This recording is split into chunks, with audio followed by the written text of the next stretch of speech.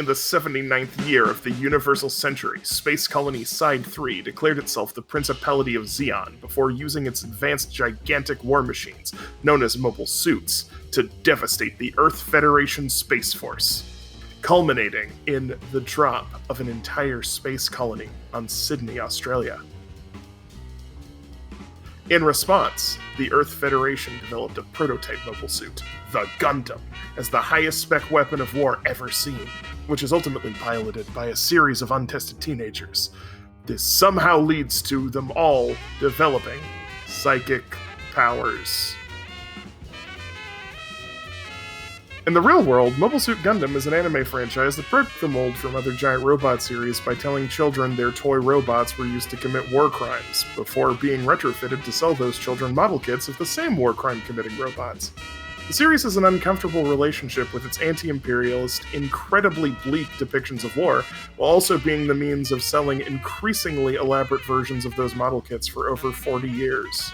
The balance between toy commercial and war story is seen on full display in Mobile Suit Gundam Thunderbolt, December Sky. Based on the manga of the same name by Yasuo Odagaki, the movie attempts to condense an 8-episode web series, which itself was already an abridgment of a 20-volume comic, down to a nice 69 minutes of pure human misery. Thunderbolt follows a beleaguered group of disabled Zeon mobile suit snipers who face the wrath of an experimental Gundam, which pretty much kills them all, and shows us just how terrifying being a frontline troop in the face of one of the titular robots can really be.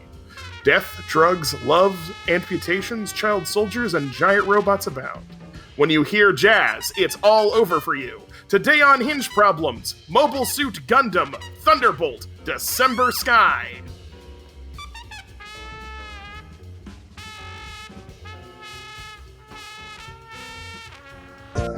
Totally scarring war movies. Welcome to Hinge Problems. I'm Rudy. I'm Chris. I'm Shrug. And I'm Tigress. Hey friends, it's been a while, huh? It's been a while to do one of these podcasts, and It's been a minute, yeah. I'm sure the listeners have been very curious why it's been so long since we recorded, and just get us up to speed. We're busy people, and you got to get that. Bougie and I are both like busy parents, and I'm theoretically the editor, but I just have to keep editing it, and Rudy, yeah, shut up. Talk about the movie. Okay. What movie was We're here that? to talk about the movie. We're here to talk about Mobile Suit Gundam: Thunderbolt: December Sky, not October Sky. The movie that Donnie Darko was in before Donnie Darko. Regrets in being able to make movies? Yeah, not that movie. No, Not that movie. That makes me want to think it's October Sky all the time. October Sky is also about space, but there's no robots in it. I know we famously don't do research for anime, but is December Sky a reference to anything? I don't actually know. I kind of thought it was like a comment on like ending of the war, like it's the December of the war. Oh, that does make sense because it is like in the last like month of the. I mean, it's literally December. Yeah, it's literally December because this is the last month of the 1-year war, which is 1 year and starts in January. So it'd be So it is actually okay. Well, then I think it's it might even, literally like, just literal. be. Yeah, I think it literally might just be December. Yeah, I took it as metaphorical, but it could be literal. It's fine. Yeah. It has Which I layers. wanted. I mean, like how? I guess the first question to go is how does this film work as a film if you have somehow missed all Gundam? I think you kind of miss one of the sort of early points of the movie, like one of the sort of broad points of the movie, given how much more it's showing like Zeon, who are traditionally the bad guys.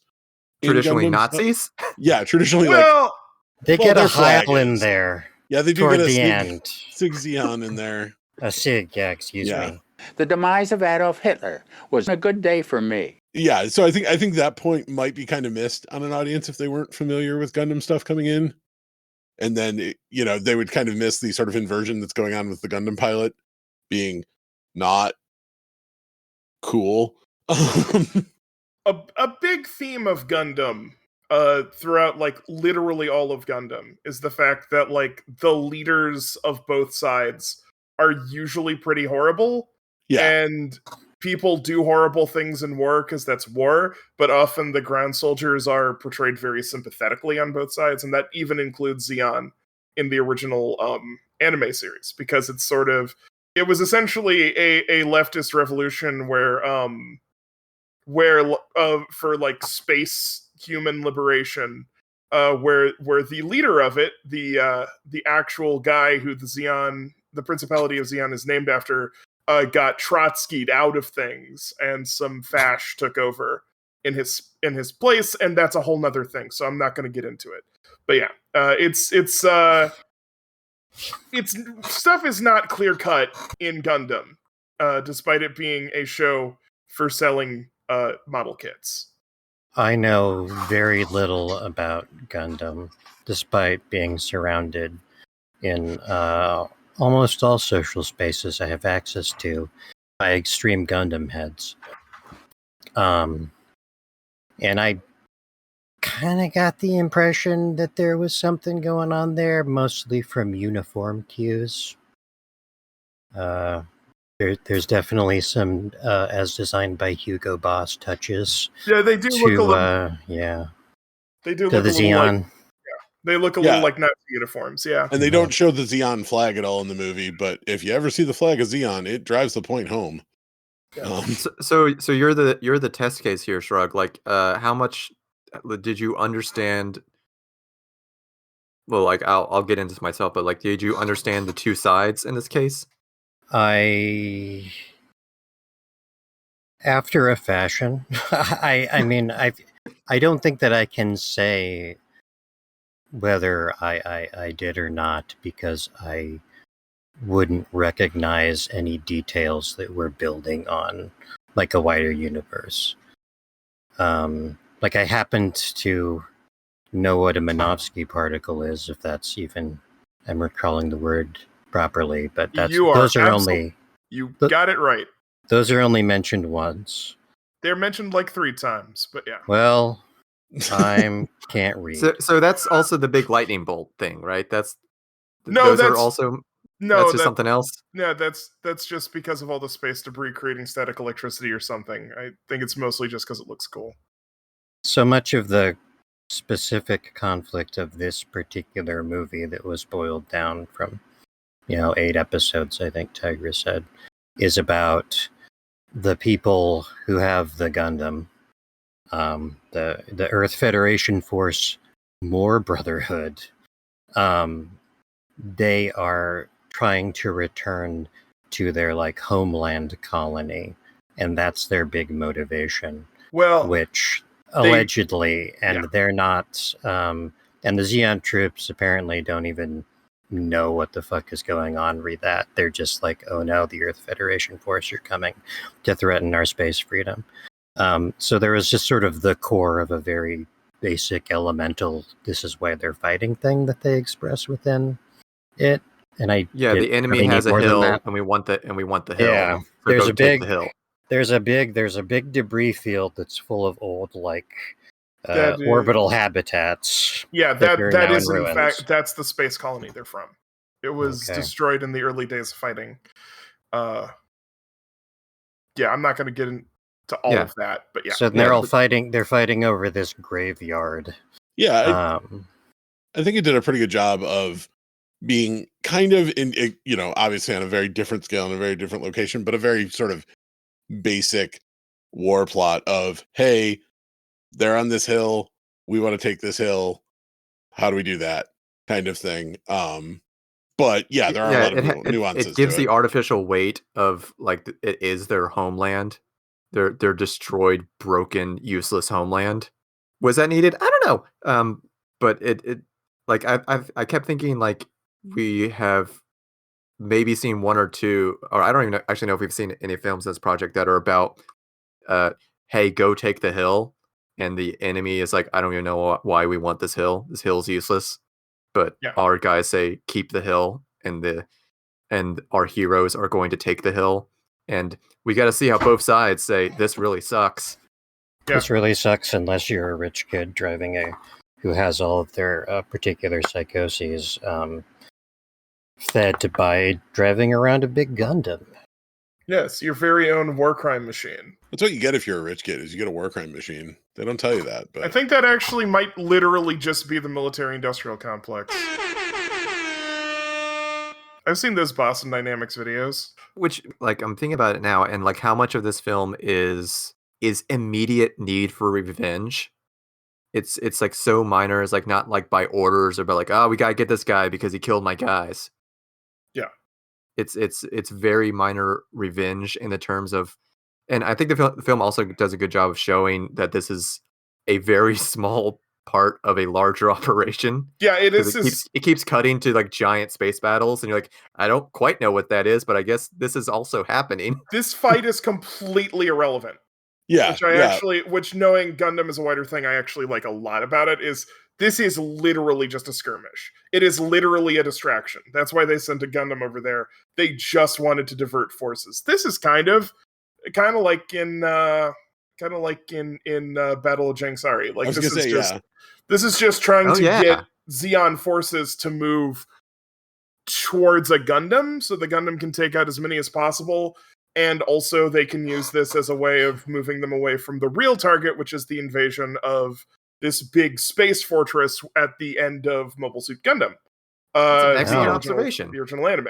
So, yeah, that's what's going on here in And the wider the context. Xeon forces that are there and that we really engage with are members of something called the Living Dead Division. Yeah. Little ableist. Gundam. Yeah. Little ableist Republic of Xeon. If indeed you're a republic, I don't know. Because they're all people who have lost limbs and various body parts in the war effort. Like our main guy, whose name Daryl Lorenz. Yeah. Daryl.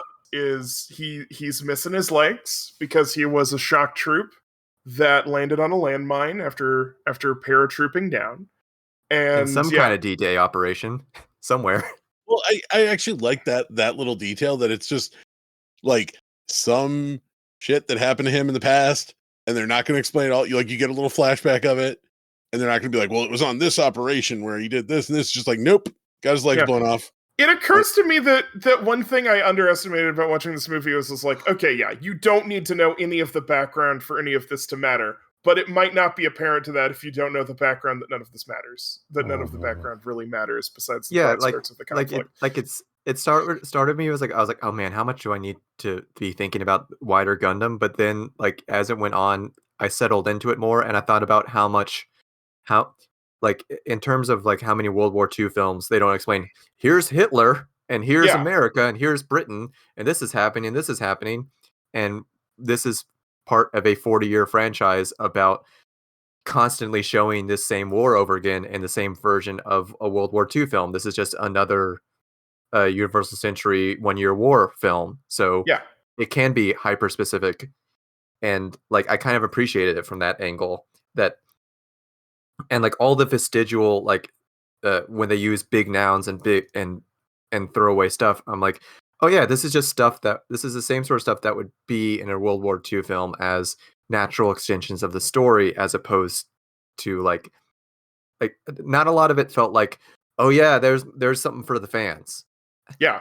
And it does have little bits for the fans, but they're very, very, very vestigial to the whole thing. They're all just stuff like, oh, that's what that's talking about. But the story has nothing to do with any of that. It's basically just about two dudes who really, really want to kill each other.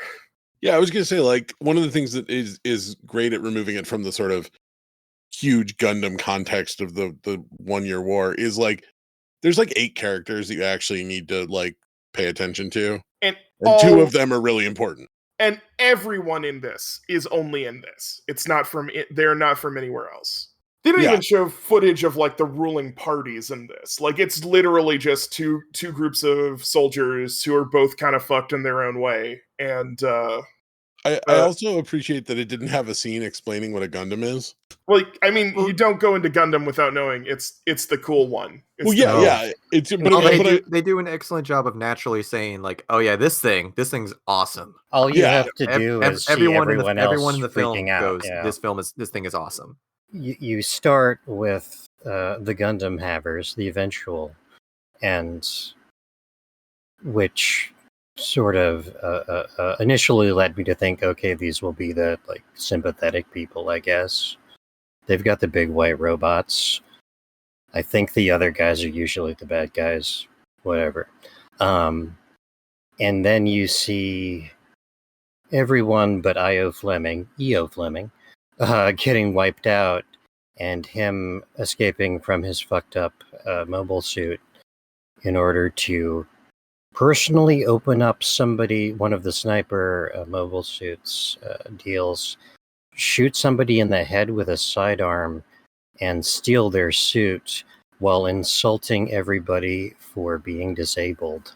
I'm not sure how he knows that they're all disabled. Those They're are all a on heel camera. turn moment, though. Yeah, Like, and then he gets his Gundam and starts coming everywhere, and you get like a point of view shot from putting you in the place of one of the like disabled sniper mobile suit guys as he gets completely and very complicatingly like totally wrecked and killed by this guy, and you're like, okay, yeah, I get it.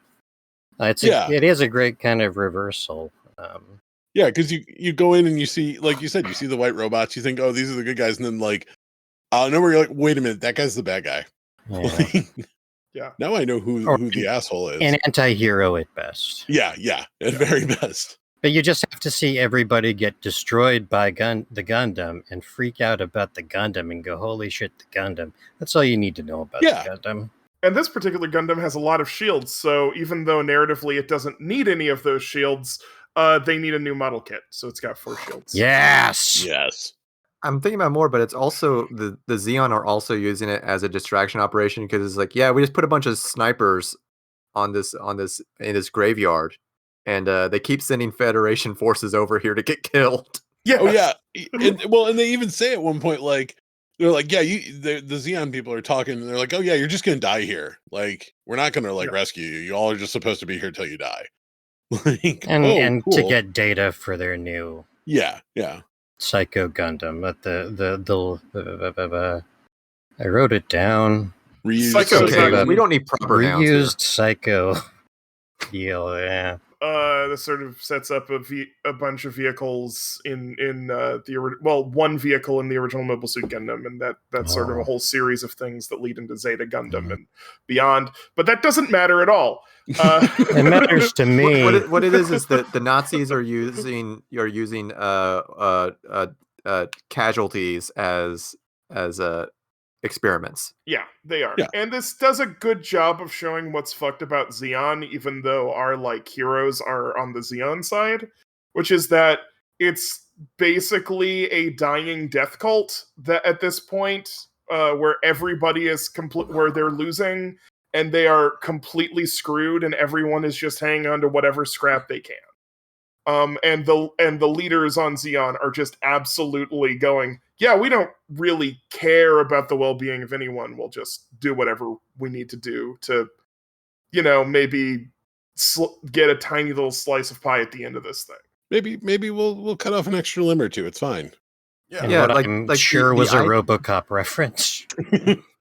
Like the ideology of it is that it's non-existent. I mean, I said this before, but it's just like this series of petty revenge or petty need for revenge over and over and over. It has nothing to do with like, like the ruling class for the theoretical good guys. Like, we got to take back our homeland. Yeah. We got to take back our destroyed, useless, salt of the earth. Nothing. Yeah. Like, and well, they're kind of taking it. I think the implication is that they're taking advantage of these guys because these guys view it as their homeland, but really they're just like, these are the perfect idiots to send on something that might be a suicide mission to distract people from the greater invasion force. Yeah, they're definitely set up to. I don't want to say set up to lose, but they're set up to, even if they win, it doesn't matter. Yeah, it doesn't matter a whole lot. And, they don't even send good pilots there because they're just like, hey, we got a bunch of literal children we're going to put in our, like, worse than Gundam mobile suits. And it doesn't really matter. They're just really there to soak up bullets for the Gundam, Which does Yeah, like- mean like 50 children die in this movie. Yeah. Like before we go too past before that, I wanted to ask, like, is the force we see in this movie, is that the entire Moore Brotherhood? I believe so, yes. From what I looked into it, it's entirely confined to Thunderbolt. What I mean is, like, it's not like some people. The Moore Brotherhood is in an office somewhere going, It's we gotta send literally- more. Yeah, Or that's all of them, because Yeah. they have whatever the leader's daughter or what have. Yeah, it's the survivors of that colony's army. Yeah, that's it. Yeah. And an ex-leader of theirs was E.O. Fleming's dad, who committed suicide out of, allegedly, or so someone speculates, out of guilt for not possibly making decisions that led to lots of deaths, or so claims Underwear Captain. But I think she's pretty high at the time, so she might be projecting. High on space drugs, yeah. Mhm.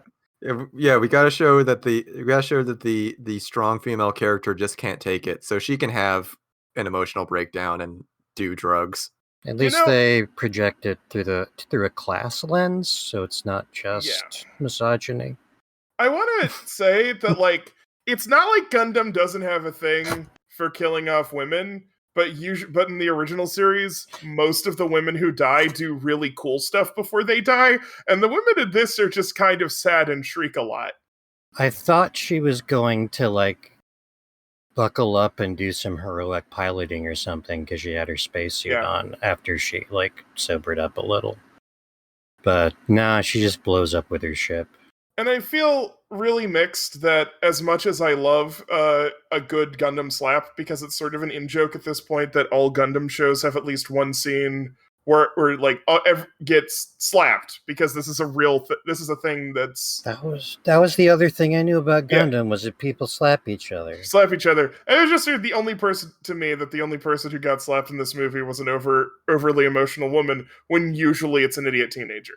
They have that, like, flashback where the dude that looks like Rudy, the mechanic, Cornelius Kaka, you mean? Yeah, I don't remember exactly who. His literal name. His actual name. Cornelius Kaka. Cornelius. Spoilers for guys. They have their. I don't even remember who was in the conversation anymore, but they have that, like, fond recollection of how they used to race planes back in the good old days because they were rich kids, and that's why everybody resents them. I'm like, oh, hey, maybe the old piloting skills will come in handy for this lady when she goes out and now she just gets exploded. Okay, her big heroic move is, I put on my spacesuit so I could stand on the bridge again. As it's sinking. Yeah. As it's metaphorically sinking. Yes. Like, I thought that was interesting Underwear that, like, Captain. So she got a field promotion, and this clearly very competent XO was just like, no, you don't. Like, I guess that is speaking more to some kind of class structure in Gundam, that, oh yeah, this inexperienced brat is going to be the captain now, and not this clearly like got it all together XO. He talks about the elites and how they're the problem with everything, which, I mean, preach it, brother, I guess. But it's her inability to, like, emotionally handle stuff is also linked to E.O. Fleming's fetish for being in the Gundam and being real powerful. Like, he says something like, they're also useful as becoming these brash, heroic pilots that, you wouldn't want to hang out with, but at least they're good for blowing things up in vainglorious ways. Errol Flynn. And E.O. Fleming. Yeah. Two peas in a pod, they both play pianos with their dicks. Boy, it's Spoilers too for bad. the climax, jeez. Boy, it's too sorry. bad. Yeah, it was amazing that they actually animated that much dick waggle. Like, Yeah, they especially animated with that Japanese rules, so you got to censor it anyway. So Yeah. this They is not in the animated that film, on by the way. twos. That's an animation joke. Look it up. But so we got quite the colorful cast of characters, and then like all of them die. Yeah, pretty much. Which is a Gundam tradition, which is a very common way to end your show, is to just kill everybody. It's commonly attributed to Yoshiyuki Tomino, the director of the original Mobile Suit Gundam, but he only killed some people off over the course of Gundam. But just that reputation has led to, Gundam's the thing where everybody fucking dies.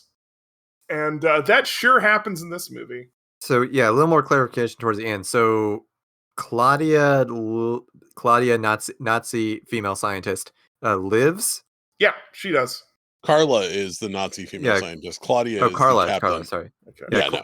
Claudia gets totally owned and then shot out into space. So Claudia Peer, by the way, Peer. Yeah. Gundam names, I love them. Gundam names. Beautiful Gundam names. Oh, so which brings me to a point: is Hinge Problems a Gundam name? Yes. I think we're like a Gundam troop in a lot of ways. Oh yes. Yeah, we're not like a specific Gundam model, but we're the Hinge Problems. The Hinge Problems division. Yeah. Yeah. Definitely. I think that's where we qualify in the Gundam universe. 73rd Mobile Suit Division, Hinge Problems. We got some really big hinges over here. Call a Hinge Problems Division. That's all we do is break into ships. And God damn, why would they make hinges this big? Reporting to Full Frontal, sir. That's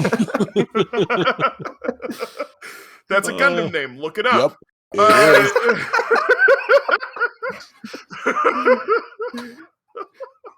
Quattro Vagina. Anyways, Yup. Yesterday I was like messaging Tigress that like I had something I wanted to bring up. That was a contention point, which might be calmed down a little more. But like, so in X-Men, that the mutants are an allegory for minorities, and it's about racism, falls apart as soon as minorities have superpowers. Yeah.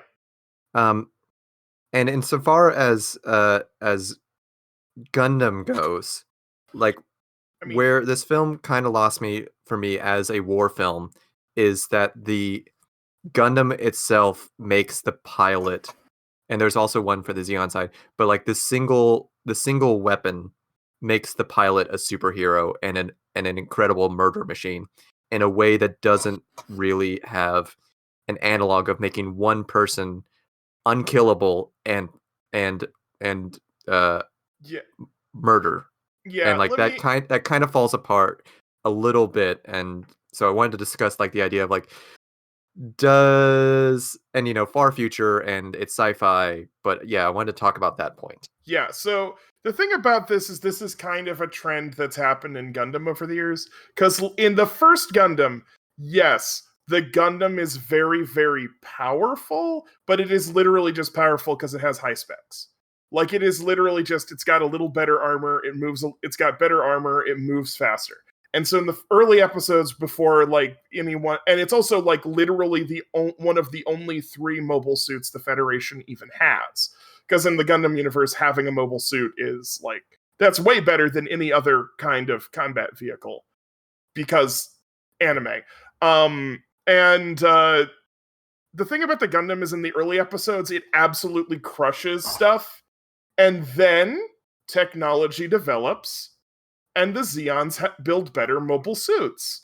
And the Gundam is still a very good mobile suit, but it becomes increasingly about the skill of the pilot because it isn't as high of spec anymore. There's other mechs that are nearly the same level of a mobile suit of the Gundam. So the original show, it is very much just a tank shaped like a person that's a really good tank, as opposed to just the instant win button. And there's a lot of episodes where it really gets smashed up and devastated and then inexplicably put together again because, weekly TV show. We got a show next week. Yeah, we got a show next week. But, like, it nevertheless has, like, costs, and it's not perfect, and the pilots fail. And that's a thing that's really true of Gundam and Zeta Gundam, the first 2 Gundam shows, and becomes steadily less of a thing until you get, like, the Gundams and Gundam Wing, where it's literally just, like, they press a button and everything around them explodes because they literally can't be beat because they're covered in something called Gundanium alloy. So this is sort of the progression of Gundam as a franchise, because like this is why you want this cool robot kit, as opposed to before where it was like, well, I guess we got to sort of base it on these toys, and we're telling a war story with these robots, which is what the original show is. And I love the original show, but it's also like 48 episodes long, so I would add that I think fiction, and especially genre fiction, tends to work on the level of metaphor. Yeah. And also, so narrowing everything down into like the locus of one giant robot and one character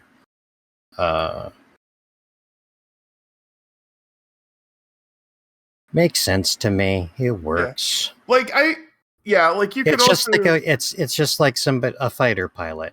Yeah. Right? Like you have, it's like the closest analogy I can think of, or if you're flying an Apache or something.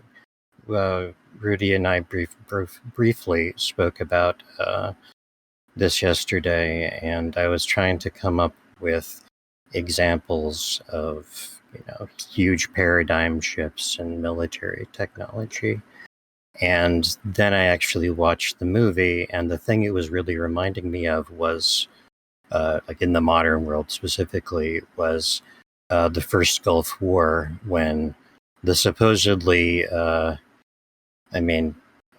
they were very impressed with themselves, as far as I know, when the Iraqi Republican Guard, which had a ton of tanks, were pretty much all wiped out from over the horizon by Apaches. Just a few helicopters facing some outdated tanks. There was no fight. There was no nothing. Yeah. This incidental piece of technology enabled a handful of pilots to topple an entire country's military. So there are examples of this in the modern world. I was going to say, even in that same conflict, you had stuff like the Iraqi army using the Scud missiles, which were just leftover V2s, and, against cruise missiles and stuff coming from America. It was, this entirely lopsided technological battle going on there that, it isn't even a battle in a lot of ways. It's just one side gets obliterated. Which at the level of maneuver warfare is kind of what's happened with the U.S. I mean, we can't actually handle the grind of anti-insurgent occupation afterwards. No, we can't finish it, but yeah, but when we step up to the plate, we can hit a grand slam. Which is also kind of what Zeta Gundam's about. Shit! Zeta Gundam. No way. Yeah. Zeta Gundam's an interesting. Gundam's cool. Sorry. Go on. I mean, that's sort of. Gundam. It seems like my point was resolved, so I can move on to this movie, Trigon and Misophonia, and I hate it. Oh no! There's a point where the Nazi scientist eats a tomato, and I screamed and threw off my headphones. Oh yeah. Yeah, the hydroponics bear. Didn't even think of that one. Yeah, you wouldn't. It's only for me. That's not something that bothers me. I and I know this is an entirely pedantic thing to get annoyed about, but the sound in space thing was getting annoying to me too. Oh yeah, you did. Well, you're one of those Star Wars realists. Not even like a realist, but like, you're not going to be able to hear the Walkman that the guy in the other Gundam is listening to. I will say that in the Gundam universe, it is established that almost everything just has low-level short-range radio transmitters, even if the long-range ones are blocked out by Minovsky particles, and so sometimes, like, you do in fact just have people talking on the radio to enemy pilots because it's an anime and you need that. Yeah, no, and I got it. I got it for the convenience of the movie. It wasn't like it's ruined the movie for me or anything, but like, yeah, it was just very early on. The first time they did like the hearing the jazz music, I'm like, oh, okay. So we're just doing this. It's fine. Well, yeah, and so much of the film is character conflict. Yeah, It's yeah. it's using Yeah. using the robots to engage in character conflict. Mostly of just one side taunting the other, but still. That's sort of Gundam, and it's why I love Gundam, because that's what Gundam always is. Gundam, at what its best anyway. Gundam We is all cannot about. fuck each other, so we must fight. I mean, that is very much Yep. the Japanese equivalent of, well, maybe not Japanese equivalent of Kirk Spock, but it is a very, very big thing that Amuro and Char Aznavour, don't look up their ages, are a very popular couple in a lot of I mean, it's the manga. entire basis of Gundam Wing, for crying out loud. But yeah, Gundam Wing was literally just like, here's a whole bunch of pretty boys, and we give you scenes where you can tell they're totally in love. So pick your favorite pair. And what about the chemistry here? That's how you know E.O. Fleming is a real sickie, because he kisses a girl. Oh, that's actually kind of Whoa. Mm-hmm. Revelation there. Wow. Fucking kiss an underwear captain. And it's not like in an awkward moment of we're both gonna die. It's very passionate. Yeah. yeah. He's all worked up from driving a Gundam. He needs to explode. He needs to get it out. Yeah. There's only so many pink lasers you can shoot before you have to. Uh-huh. Being Volcel is definitely key to being a good Gundam pilot. Oh no. Which is why the only other guy we see get a big passionate kiss is the dead dude at the beginning. What he says, I've been possessed by the demon called mobile suits that shine on the battlefield. I paused it to write down this quote. Just an aside, 40 minutes in the cast. Did did we do subbed or dubbed, everyone? Dubbed. No, subbed. I mean, Subbed, I did subbed. Did anybody do dubbed? I did not need another anime with the guy who played Vesh the Stampede being the main character just because he always plays the main character. He's a good voice actor. I don't hold anything against him. He is a good voice actor. He's actually done some of my favorite dubs in anime. He's just, really not right for this part. And who did he play? He played main disabled guy. I'm trying to remember. Daryl. Oh, Daryl Lorenz. Yeah, it was really weird because the voices do not match. Yeah, it's a very different take from watching it for 5 seconds. But I mean, I was surprised. I'd been doing some research for a different thing and found out that the Japanese voice actor for E.O. Fleming, for Hinge Problem's sake, is the same voice actor as Yasum Kim from Yakuza Like a Dragon. Huh. Yeah. Well then. Very different takes. And he's such a sweet boy. He's just a sweet boy who wishes he could run around. And since I'm looking at my notes here, I do see I have underlined 5 times dad problems. Everyone has dad problems. Yeah. Yeah, that's also a Gundam thing. Yeah. I mean, that's also Relatable. Yeah, I was gonna say that's also a human thing. That's just yeah. I'm not. I mean, I do understand it is definitely a regular occurrence in Gundam stuff, but I think it's more art imitating life, than the other way around. Yeah, we got to show the Nazi scientist is sympathetic, and she's only doing it under duress. She didn't participate in these. She didn't participate in these ethical crimes on her own volition, which seemed like they had a lot of ethical crimes give way to medical science and improvement of lives of others. Doesn't seem that unethical until they start cutting off more of his limbs than necessary. I mean, if you go out far enough, it does not actually improve anyone's lives because this goes into the psycho mobile suits, which is a whole thing later, which is like psychic mobile suits. Oh. And yeah, it does not lead to anything better for anyone. It just leads to more death and more war crimes. When we see Daryl have his little wonderful dream of once again having limbs through a giant robot, and it turns out what ends up happening is it just gives him an orgasm for murder. But you're like, oh yeah, hey, here's a possibility of some kind of life for him after after combat, like they're like you can theoretically downscale this technology into something. And he's told there are better prostheses than the ones that he is opting for too.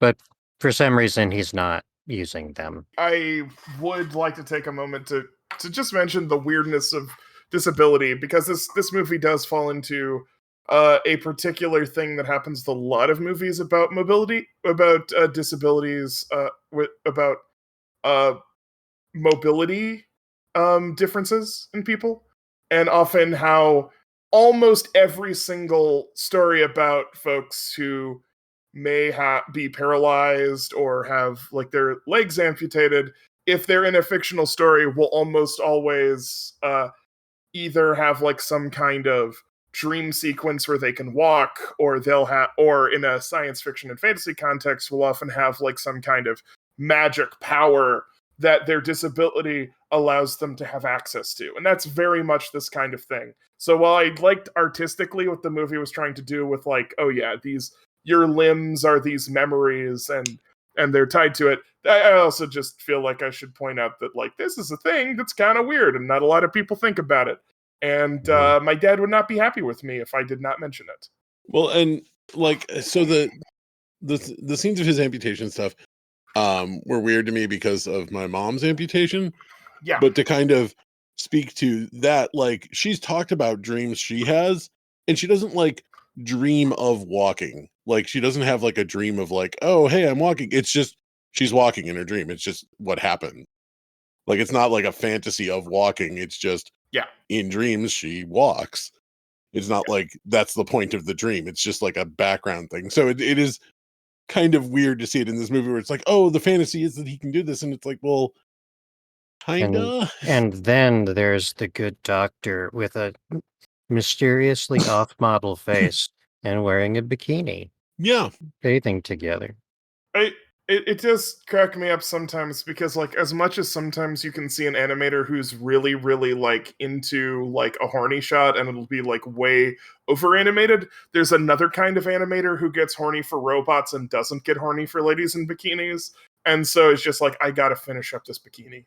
God damn it, whatever. What does a human body look like? I don't know. I want to draw a fleshy robot. It's fine. Uh-huh. Yeah, I want to get back to drawing the two robots jetting around and blowing each other up. Come on. I gotta do a lot more wonderful use of this is space, so it's not a two-dimensional battle. I loved all that. Yeah, I loved how much this film used, like, it's space, so it's a three-dimensional battle. Before we get into that, I do have something on the limbs that go ahead. In the end, there's the montage that's at the end, which I assume is having heard Tigress's summary of things. I assume has something to do with a reversal that then leads into the very end of the war. But they show Daryl, our friend Daryl, piloting a mobile suit, but instead of being hooked into the Psycho Driver 9000 whatever, he is using his prosthetic hands to pilot it. And there were a few moments that seemed to waver between fantasy and reality. And I'm wondering if that's meant to be a rejection by him of the Psycho mobile suit, because this follows EO telling him, holy shit, war is in your blood. You love to kill just like me. You know what it's like to Gundam. And so he's attempting to pull away from the suit as an extension of his body because he didn't like becoming psychically entangled with the murder machine. And he's having trouble piloting one with his prosthetics. Your guess is as good as mine, because I haven't read the manga. Well, what are you here for? Do the research, jeez. 20 volumes.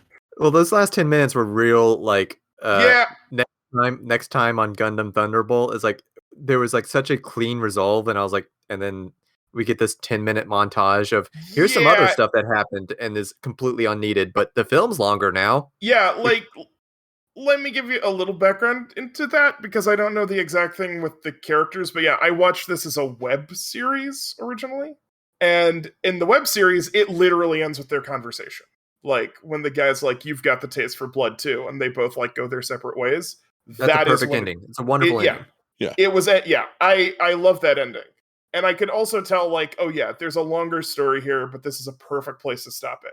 For some reason, they decided to condense the next, I guess, 10 volumes of story, or however many volumes of story it was, into a whole bunch of clips that look suspiciously like footage they did for an incomplete second season, which covers the big where this was saying what they were all doing during the big battle at the end of Mobile Suit Gundam, where they all presumably bad things happen to everyone, because if you're at the end of a Gundam series, bad things are going to happen to you. Io and Daryl gotta try and kiss one more time though. Yeah, they got to try and kiss one more time. And also, there's that last scene that's like, look at these sinister mobile suits that were built with that technology. That's the last mobile suit that's Char Aznable, one of the major characters of the original Mobile Suit Gundam pilots. It's the last new bad guy mobile suit. That's the Samuel L. Jackson with an eye patch showing up. That's what it is, and it's supposed to be saying, yeah, see, all that technology led to the Zeong, which is what that thing is called. The Zeong. And they built Zeongs using this research, and this eventually led to the Psycho Gundam and Zeta Gundam. All I know about that is that I'm a different person when I just get to the Psycho Gundam.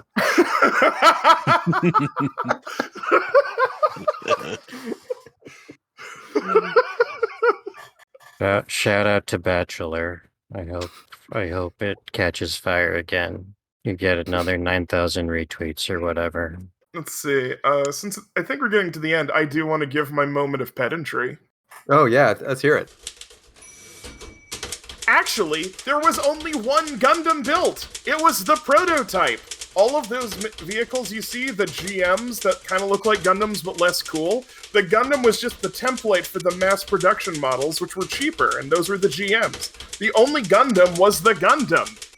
There weren't other Gundams because just building the GMs, which were very high-spec mobile suits in and of themselves, was enough to turn the tide of battle for the Earth Federation. I mean, besides some very clever strategic ploys over the course of the anime series, but a big part of it is that, yeah, they got mobile suits too now. And also, everybody's favorite mobile armor, because if it doesn't look like a robot, it's called a mobile armor. I don't know why, that's just what it is. The ball makes an appearance. The ball. The ball. Because they are balls. But yeah, there should only be one Gundam. This is ignored by basically all of canon after a certain point, because, like, you gotta keep making anime series set during the 1 Year War, because people like the 1 Year War, but every time you do a new thing, you also need a new Gundam in it. So there were just a lot of Gundams nobody mentioned before. Yeah, I mean, there's it's almost like you make one science fiction story in the 70s, and then that defines an entire media franchise. So you got to keep making more guys with laser swords. Yeah, and if you want Gundams as tanks, just like this is not a super robot, it's just like a really cool robot that's really good. There's Gundam 08 the Mess Team, which is very much just Gundams as military vehicles, and that's what they is. And there's nothing more to it. Like one thing I think we need to talk about for review time is like we need to go into child soldiers. Because, child soldiers, Gundam's bread and butter for 40 years. What we in the business call a mixed fruit pudding. It's interesting that they gave this to the theoretical good guys in this film. Like they give like the children are total fucking Nazi youth. Yeah. Because they love this Gundam. They can't believe this Gundam. They're gonna die for this Gundam. The Earth Federation forces aren't good. It's sort of like the U.S. in World War II. They just, in general, commit slightly less war crimes than the Zeons do. I mean, I have a note here that the children commit a war crime and that they shoot escape pods. Yeah. At one point, the kids are driving by and the kids shoot a couple of escape pods. it's always, I think it's Oh either yeah, India people or on something. good people on both sides. Oh right, yeah, of course, Tigress, always both sides. No, I was gonna say that there's a line that atrocities are committed by both sides. Oh, okay. That's like, I believe, a line in the introduction in the English dub of Mobile Suit Gundam. I like how EO is told they're your men. Take good care of them, Commander EO. Nope. And his orders to them is act as my shield.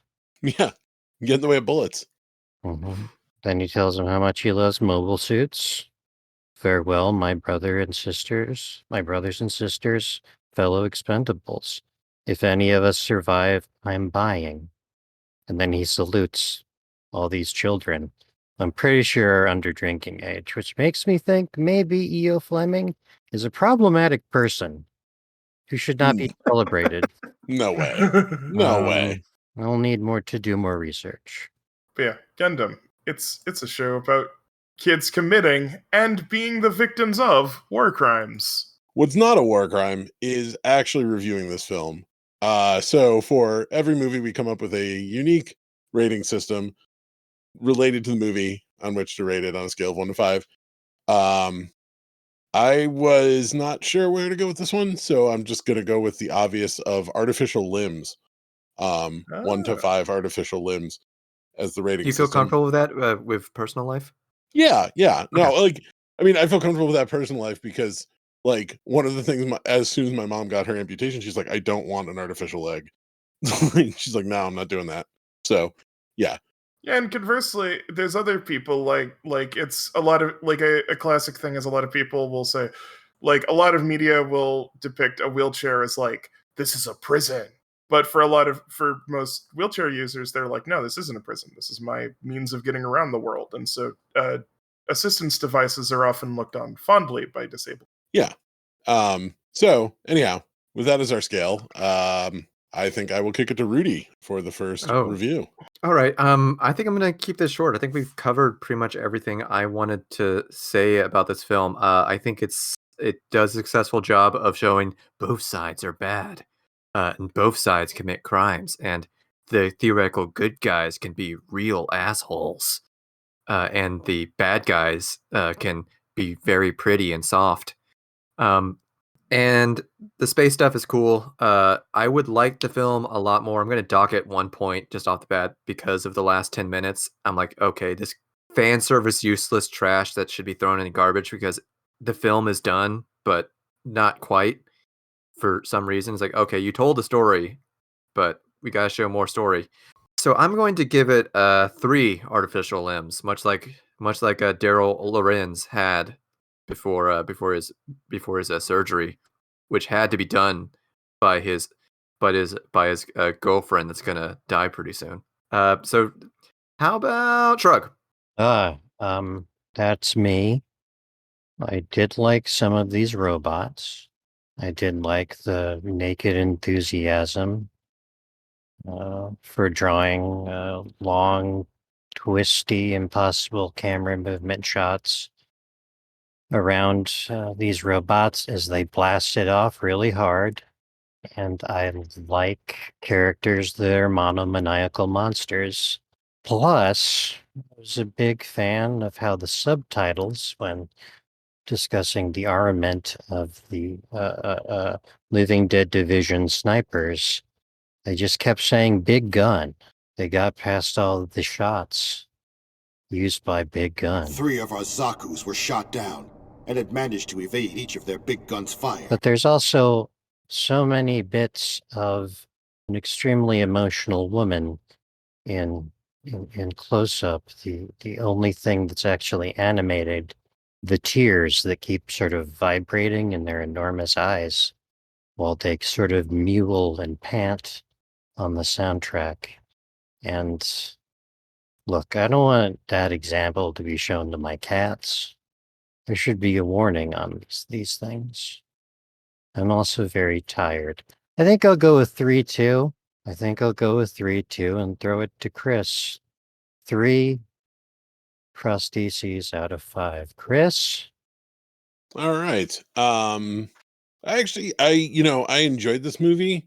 I completely agree with Rudy about that last 10 minutes. Just get rid. We don't. No, it's fine. But one of the things I enjoyed about this movie, and I was trying to think of a way to bring this into conversation earlier, but it's not really a conversation, just more of a thing I thought about, was a lot of this movie made me think of, ready for my English major moment here, Gravity's Rainbow. Specifically, the fate of the main character. Spoilers for a weird novel from the 70s, sorry. The main character in that book, probably a couple hundred pages from the end, basically gets torn apart by the different sort of forces around him in World War II and the different things going on, and he doesn't know how to react to any of it. And in a very metaphorical sense, that's what happens to the Nazi scientist woman, who basically kind of loses her shit by the end of the movie because she is having to deal with sort of the conflict of, hey, we want to win the war, but hey, I don't want to cut my boyfriend's arm off. Which sort of seems like a simple conflict, but it still has this effect on her. And in a much more literal sense, it kind of is what happens to Daryl. He's literally torn apart for the effort of the war. He physically has his body voluntarily, like he says he agreed to do it, violated, and his arm chopped off for the war. And so it made me think of that, and I like thinking about Gravity's Rainbow a lot. The other way it made me think of that is kind of how the Gundams is depicted as this weapon, this golden weapon, and if you read Gravity's Rainbow, it's all about the V2 rocket, so kind of that. But anyhow, so that was good. But I enjoyed that early shift, because you come into this thinking, the side with the Gundam's going to be the good guys, and as we talked about early on, the heel turn very early on by our boy E.O. Fleming is like, oh, okay, cool, so we're not doing that. That's okay. And so I enjoyed it a lot. I think I will actually give it 4 artificial limbs. So 4 out of 5 artificial limbs for me. And on that note, I will kick it over to Tigress. Oh yeah. So I picked this movie because Gundam is one of my very, very favorite things. And I really wanted to work a way that I could get Gundam. In theory, this is supposed to be... I thought this was going to be essentially just all of the episodes of the original series squished together, because they were pretty short.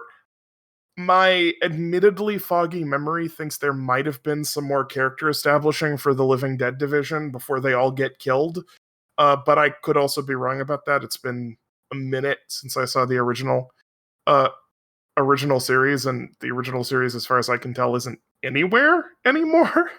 Like rewatching it, I do still think it is an excellent little microcosm of Gundam. It is the actual heart of Gundam, which is this weird fusion of like techno fetishistic toy commercial and also a very human story of just how miserable war is, and how miserable and how people are driven to do bad things, and how also sometimes there are in fact just dudes who do bad shit, because there just are, which is something I like a lot about Gundam's take on war, which is that it really has a lot of different motivations for people. And one of the strengths of the original Gundam anime is just how incredibly nuanced and complicated every side is. Just there is so much going on, and you can have people doing bad things for bad things for good reasons, and good things for bad reasons. And you can have people who are the only sympathetic member of their entire family. You can have like the most noble person be like one of the bad guys, and horribly overwhelm people. It is one of the greatest TV shows ever. Like, completely, like the non-edited down version, just the complete series is one of my absolute favorite TV shows. And this does a really good job of just like, hey, here's Gundam in a nutshell. That being said, there was a lot of weird stuff about it. It does feel very much like it is cut down. It's very fast. It moves at a very fast clip. A lot of interesting, cool directing choices. But I gotta give this a 3 despite picking it myself. Because, it's just... the last little flash was weird, and I knew basically what was going on. And a lot of it just felt a little underbaked, and I felt like if I knew a little bit more about all the characters, I'd probably care more. It's almost like there was a 20-volume manga series that went into all of this more. But yeah, good experience though. Good little bite-sized chunk of Gundam, even if it is kind of like a reversal on the usual narrative of Gundam. So yeah, 3 artificial limbs out of 5. Oh, I did not think I would be the highest rater here, but then again, my rating seemed to be largely based on it making me think of other things, which that's fine. Yeah. You know what this made me think of? It made me think of looking in a mirror, because I'm going to step right in here. My guy is Damn me. Damn it. I was going to, you jumped in because I was totally going to take that as my guy. You can't take me from me. Yeah, no, I wanted to. Rudy is Rudy. currently So posted great. a photoshopped image of himself with the same shade of blue hair as Cornelius Kaka. Cornelius Kaka. And approximately the same shaped glasses. Yeah, no, Mhm. there's a history of Rudies showing up in things, but this is definitely a Rudy. Strong wow. Rudy energy. Right down to having tissues and not wanting to shoot a gun. Yeah. Yeah. It's very strong Rudy energy just radiating off of Cornelius Kaka. Yeah. A mechanical engineer who is a good friend to a war monster. Yeah, as you do. Yeah. As you do. Oh, yeah, I think the war monster was me with that land war in Russia in 10 years. 10 years later, the year 2031. Shrug, who was your guy? Oh, my guy never really got a name.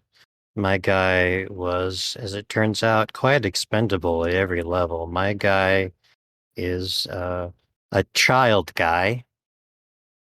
My guy was in the cluster of child mobile suit soldiers who get picked off in a lengthy sequence where they are running interference for Monsieur Fleming.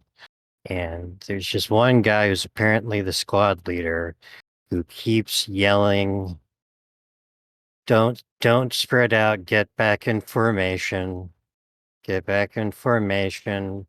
We can't find him if we spread out, etc., etc. And just when people are starting to listen, he gets fucking exploded for eternity. Guy who ineffectually badgers a group of people, probably in growing panic and resentment, only to just be shot in the figurative face. That's my guy. I really felt that moment. I really felt it. Tigers, who's your guy? I think my guy, who I suspect in the manga is probably more of a major character, but in this he is definitely a guy. And he does have a name, I don't know his name, but Arm Guy. There's a guy who is missing his arms, and he's just got this kind of, mop top of orange hair. He looks like he looks less like a Gundam character and almost more like a Leiji Matsumoto, like Space Battleship Yamato Captain Harlock character with his with his robot arms and his flop of hair. And he's just like this, I'm the wacky funster guy. But he gets like 2 scenes in this movie where it just more implies he's the wacky funster guy. And then, of course, dies horribly at the hands of the Gundam. Like basically everyone does. I mean, was it fun though? Did he have fun dying? He at the did not. hands of Gundam? I think he in fact might have screamed in terror after he lost all his cameras, and then like had minutes of waiting before he was finished off in a brutal fashion. Oh well. So I don't really think he had fun while he was dying. No. Oh, Yeah, I think I think Io had fun while killing him. happens to the best of us. As long as one party is having fun, I guess. Because I love looking up Gundam names. That guy's name is Sean Mitadera. Oh. That's a weirdly normal name for Gundam. I know. I was kind of surprised. I fully expected it to be like, I don't know, Joey Robo Arms or something. Like, no, like he just has a name. Uh, Rump. Stub whistle. full on dick pic or something. The whole hog.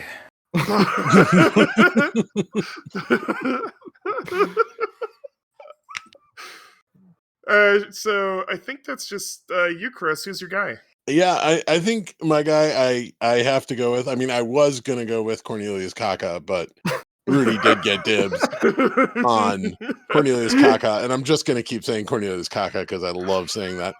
I think my guy's just gonna have to be Graham because we didn't really talk about Graham. Yeah, I loved Graham's whole aura of fuck these rich kids, fuck this kid who just got this job because his dad, and just his simmering resentment going on in the background every time he shows up is kind of, I'm all right with that guy. I'm like, okay, you know what? I don't know if I'd like to hang out with you, but I get where you're coming from. You get the impression that maybe he would have done a few less war crimes if he was in charge. Or maybe more. You don't know. He could have it could have gone to his head either way, but he would have been better at whatever he was doing. Yeah. You definitely got the sense that this is a dude who really tried to become, commander, move on up or whatever. And no, there's just, this rich kid ahead of him and, It's placed by an underwear captain. Yeah. Replaced by an underwear captain just because. I mean, he ain't going out first. Yeah. It's like, I'm dying, but you're going to die first. So no, I liked Graham. I liked Graham as just the kind of simmering resentment in the background every time underwear captain was like, oh, I'm underwear captain and I'm sad. And he's like, oh, fuck. I can't believe I have to do captain stuff. Yeah, I can't believe you don't know how hard it is to do captain stuff. He's like, okay, I'll just keep captaining in your place, which is what I want to do. Yeah, well, I appreciate when she, she's doing it. You don't know how hard it is to do captain stuff. He's just standing in the background, yeah, no shit. Yeah, you're the captain. That's what you do. It's your job. Yeah, did want a slightly wider shot of when she sort of runs off to her room of the whole bridge staff going, oh Jesus. God damn it. Damn. Are we doing this again? Okay. Speaking of doing this again, we got to choose our next film. We do. Yeah. So, as I always say, who's got to die? Oh, got it. Wow. It's holding it. Oh, wow. Already had it. Yeah. I don't even bother anymore. Yeah, I don't. I tried a couple times to reach for the dice bag, and it's not happening. Tigress, you got the bag. I have 5 D20s within reach. You just keep them lined up under your monitor, don't you? I would even if we weren't doing this. so as Tigress warms the die up, the way we choose our films in here is we each have a selection of 5 films, and then we are going to roll a D20 to decide which of those films we will watch. Tigress is at 1 film. If eventually we get to 3 Tigress films, we'll figure out something else to do. But Tigress, you never updated your list, so we might have to do a reroll if you get a specific number. Okay, we'll just have to hope I don't get whatever the blank one is. Yes. Unless I already replaced it. Okay, let's see. Oh. Sink the Bismarck! Yes! Sink the Bismarck! Yes! Woo! The film that I've wanted to do for this entire cast because the rating system is hilarious. We get a submarine film. Oh. All of these are in fact submarine films. What the hell is Submarine Command? Never mind. What submarine movie will you replace Sink the Bismarck with, I wonder? I don't know. I kind of go back to my original list now that I wanted us to do a submarine film, and we will get the chance. It's going to be interesting to compare Gundam to a submarine film. Hold on. Let me pull up I have seen this film, but let me pull up the... What are spaceships but the submarines of the space?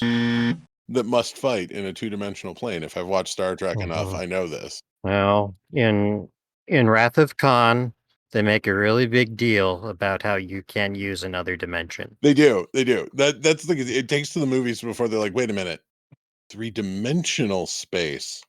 Han. Would- Han thinks in 2D. Let's think in 3D. The Sink the Bismarck Wikipedia page is very long. So that's fun. But this is the deal with the Royal Navy during World War II trying to sink the Nazi devil battleship, the Bismarck, which is going around and just totally wrecking Allied ships. Just in wrecking the, shit left and right. In the not the North Atlantic, that body of water above Europe, whatever that's called. The North Sea? Yes, is that the one above Europe? Could be. So I'm is not a it geographer. is it named for the delicious donut, or is the donut named for the horrible submarine? All these questions and more will be answered next time on Hinge Problems Warp Movie. I've been Rudy. I've been Chris. I've been Shrug. I've been Tigress. Shoot the hinges. Shoot them. Pew pew. Shoot Shoot. the goddamn hinges. Shoot the Pew. hinges. It's Pow, a hinge. pow. That's the mobile Oh, division. They have hinges now. Oh no! They have hinges now? They have hinges now. They have hinges now. Totally scarring war movies.